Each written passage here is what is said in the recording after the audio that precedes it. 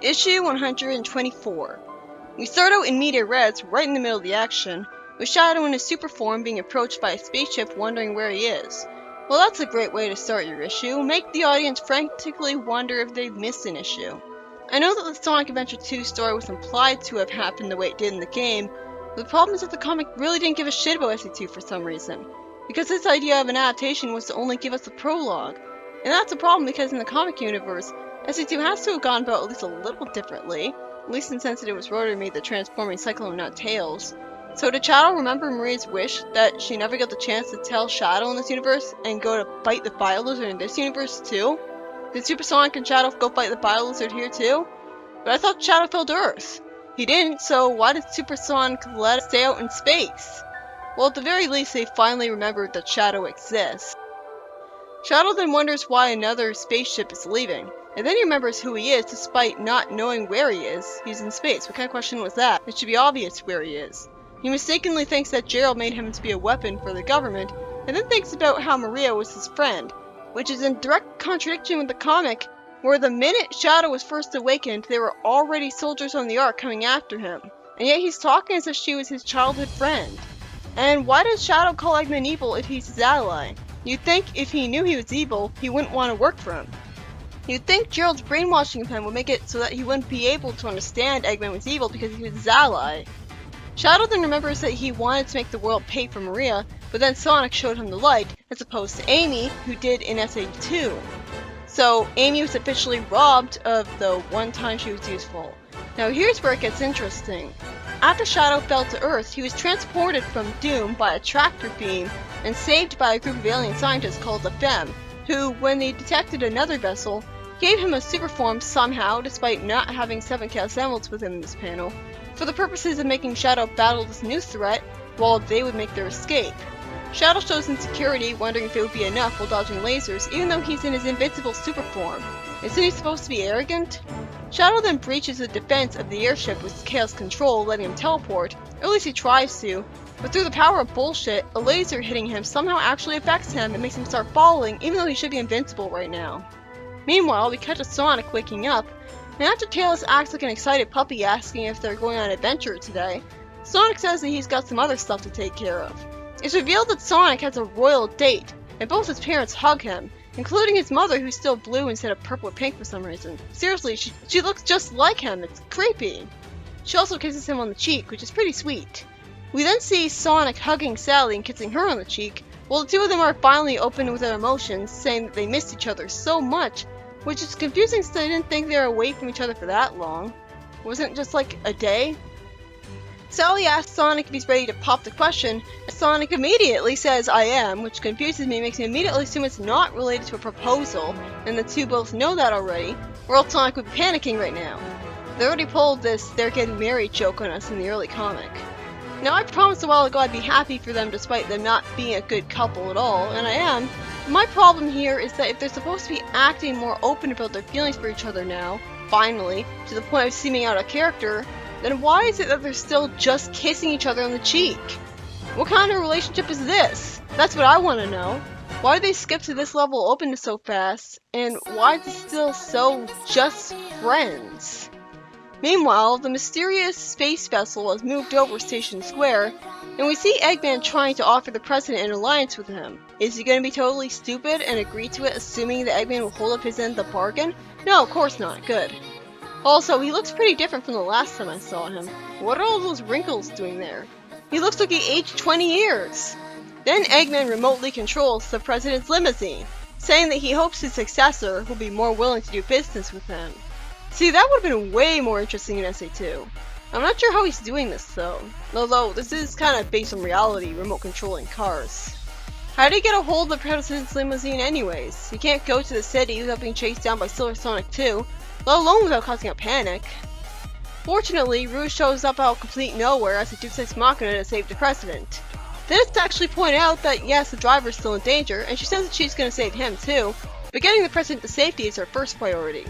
Then the Sky Dome completely shatters above the city, with what looks like crystals of it raining down. This somehow doesn't proceed to cause hundreds of deaths from sharp crystals falling from the sky. Then we cut to Sally telling her parents that she would like Sonic to be officially acknowledged as a royal consort who will someday have her hand in marriage. This is a little sudden for Sonic, isn't it? Just a couple of issues ago, he was going on this long rant of reasonable explanations for why he doesn't even want a girlfriend. And now he's agreeing to basically be engaged?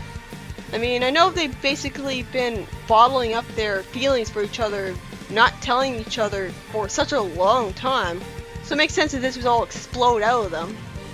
But this seems so sudden. And I guess the king's gone bored of his the source of all decrees to marry Antoine phase, because he gives her full permission. Well, someone calls Staples, because that was easy. Just then, there's a loud sound shaking the floor, which causes Sonic to rush out of the castle and be joined by Bunny and Tails right away, even he had no way of knowing that they'd be showing up. So I guess they were miles ahead of him when he started running at full speed, and only when they happened to come up to him did he slow down for them. He should have outpaced them easily, because he didn't know they were showing up. They all found out that the loud noise was from Shadow falling to the earth so hard that he created a crater in the ground. And Shadow hit Sonic immediately instead of staying unconscious, making me think that he's lost his memory and is all paranoid of him for no reason now. With apparently no injuries and need healing. For some reason, Shadow apologizes right away, saying that he's sorry, he thought he was under attack. Why would he think that when he clearly heard Sonic's voice and they're allies now? Sonic is for some reason completely blown away at Sally acting as a mediator to stop the fight, even though she always does this. And Nicole picks up an emergency signal from the castle, causing the Freedom Fighters and Elliot for some reason to go there and receive a message from Eggman, who is all panicked at a flying vessel with technology like his attacking his empire. It's not an empire if there's no people living in it. He then says the Snively is missing and Megapolis is in ruins. Wait, so his new city after Robotropolis was destroyed is the once capital city of the Overlanders. That makes sense, but I would have liked to at least see Eggman take it over, because that was anticlimactic. It could have been like one panel. Naturally, the king gets suspicious of him, as I did when I saw him panicked, and asks why he should believe anything he would say. Shadow then says that he saw a vessel earlier, and Nicole then gets a hollow transmit from Station Square from Rouge, who apparently has Nicole's phone number now, who, despite speaking through a bunch of static, somehow the static is nice enough to only happen during the not important bits of her conversation. The reverse of what happened with the messenger robot sent by Uncle Chuck to Sonic after it was damaged. She tells them that the president is injured, and after Sonic asks who's responsible, a telepathic message goes out across the face of the globe. The Black Arms? Nope, the Zorda. It's explained that the Zorda came to Mobius 3,000 years ago to offer an alliance to the humans, but their embassy was captured and dissected. What did you think was gonna happen? Were they really too stupid to know that the humans didn't know aliens existed? They obviously thought this would be their only chance to study a person of the species because they didn't know they could just get the science information from asking the Zorda for it. They're totally inexperienced and didn't know better. Did the alien even know how to speak their language to communicate with them that he was supposed to be their embassy ambassador? And now the stupid Zorda are going to punish them for it. Have they literally never encountered a planet with no prior familiarity with alien contact? Apparently, the Zorda sent gene bombs to extinguish all life on the planet after that. Bit of an extreme reaction, isn't it? Also, gene bombs? Why not regular bombs? Of course they failed. And now they're coming here to correct that oversight, because they're so ditzy that it took them this long to find out there was life on this planet still. The king ends the transmission with Eggman before he can make an alliance with them, and explains he's no longer robotic, no longer invincible. For the first time in a long time, he's scared. Better to let him sweat. Wait, what? There should have been a period after scared. That made no sense. Anyways, he says that they can use Eggman's fear to their advantage. I guess? Rotor's already working on a way to communicate with the Zorda, while the king has a transmission with Knuckles' father and grandfather about the recent events. Sally then says that she and Nicole are going to do some historical research to try to prove the Zorda wrong. First off, I highly doubt they're wrong. Second, they just call the evidence faked even if it did exist. And third, all historical records were wiped out a few hundred years ago, as Ixis' backstory stated. So unless a story dedicated to telling us the origin story of a major villain is somehow non-canon, I'm seriously questioning Sally's logic here. I guess she's just really desperate. For some reason, Locke says that the renaming of the floating island is a long story when he could have explained it in just a sentence.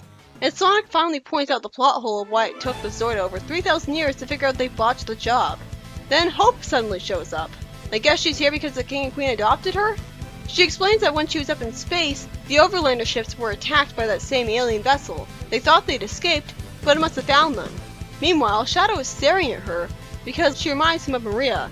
Makes sense, wasn't there a Maria stand-in named Hope in Sonic X too, only much older? Shadow doesn't tell her about this though, so the plot thread doesn't really go anywhere yet. Then Sally shows up looking serious and gives them the bad news, saying that the Zorda are right. Yeah, she found out by reading imaginary historical records. She explains that Mobius and Earth are really the same planet. Oh right, I guess I overlooked the Zorda calling Mobius Earth. Maybe it's because it's called Earth in the games for some stupid reason, so I didn't notice anything wrong. I have no problem with this.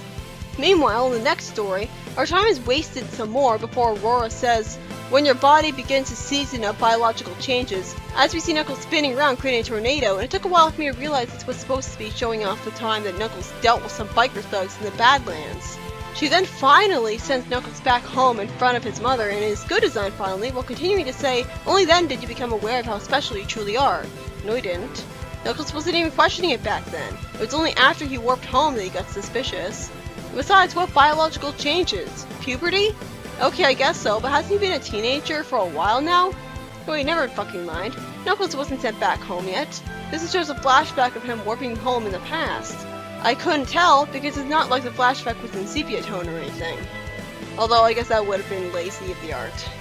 Aurora explains that when Dimitri learned that he possessed the power Chaos, you mean Chaos Energy, he saw a means to restore himself to his former self. But all he accomplished was accelerating Knuckles' natural chemical processes. So that's what he was doing with Knuckles then. He wasn't trying to brainwash him. Now each time danger threatened, his instincts reacted accordingly with his most magical power until finally he was pushed to critical mass, completing the process. Aurora explains what went wrong. He needed time to become accustomed to his abilities, as we see Knuckles writhing in pain in the snow in his good design for some reason when he was green during that time instead. To continue that power to rival the Ancient Walkers is not something easily mastered. Speaking of the Ancient Walkers, Aurora has the same problem. I like her, but if a magical being like her exists, then why the hell did she let Eggman and Robotnik do whatever they wanted and ruin her world? This is why you can't establish a good-natured creator of the universe actually existing in a fictional universe with major villains running around. Because now I'm questioning why she thought it was morally right of her to do nothing. Especially since it took forever apparently for the Freedom Fighters to get old enough to start fighting Robotnik. After Knuckles returns to his red self, but also seems to go through the portal to the afterlife righteously angry about thinking he's being cheated out of living his life, Athera reminds her that you only live twice, and says, you knew he was worthy from the start, so why the charade? She says that now Knuckles finally knows his path. That's not an answer, so she's bringing him back? Why didn't she tell him in the first place then, instead of wasting 3 fucking issues with worthless recap? And also, why is Athera suddenly best friends with the creator goddess? I mean, it does make sense as I kind of view him as like one of the 7 sages of Link to the Past. That's kind of his wise old man personality. But I'm sure there are plenty of characters like that. What makes him so special? The first story was by Carl Bollers, and it's about the Zorda aliens starting to invade after Shadow falls to Earth without amnesia or injuries, and after being healed by another group of aliens after a previous fall that did injure him. Huh?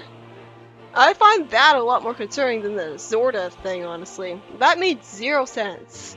As did Sally getting historical records to find out the Zorda were right, even though all historical records were destroyed in the Days of Fury a few hundred years ago. If they didn't want me to keep bringing that up, they shouldn't have mentioned it in Ix's backstory. We also have Sonic and Sally being confusingly open with their emotions and feelings about each other. Although I can at least understand in the sense that the last time Sonic was like this with her was in issue 50's ending, where he was just so relieved that she didn't die. And this issue takes place after Mina saved Sally's life. Although it was weeks after it should have worn off by then.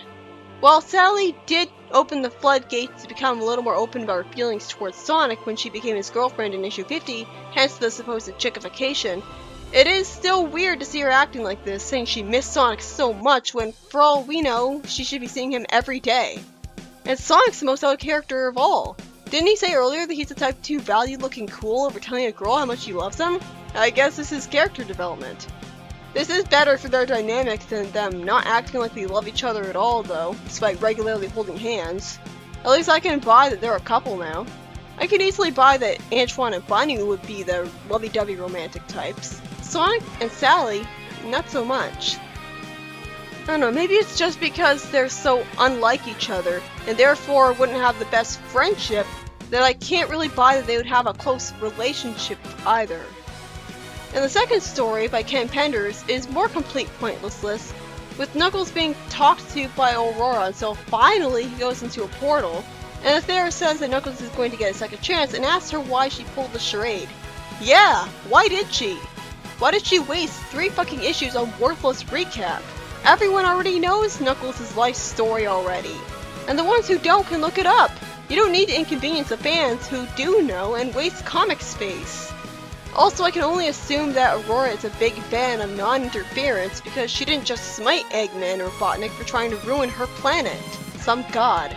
This is why you don't introduce a character of the status in a franchise with a major villain, not unless they're intentionally meant to be evil or incompetent. I'm fine with having a god in a Sonic comic because that makes sense. I mean, chaos, god, destruction, there's plenty of gods already. And it's a magical fantasy universe, why won't there be magical beings? But a good-natured god who did nothing to stop Eggman? At least Knuckles is red again. Finally. I don't understand why they couldn't have just kept him red but with a green aura the whole time. I guarantee like 60% of the hatred for this whole story arc would have been not as bad if Knuckles just looked red the whole time.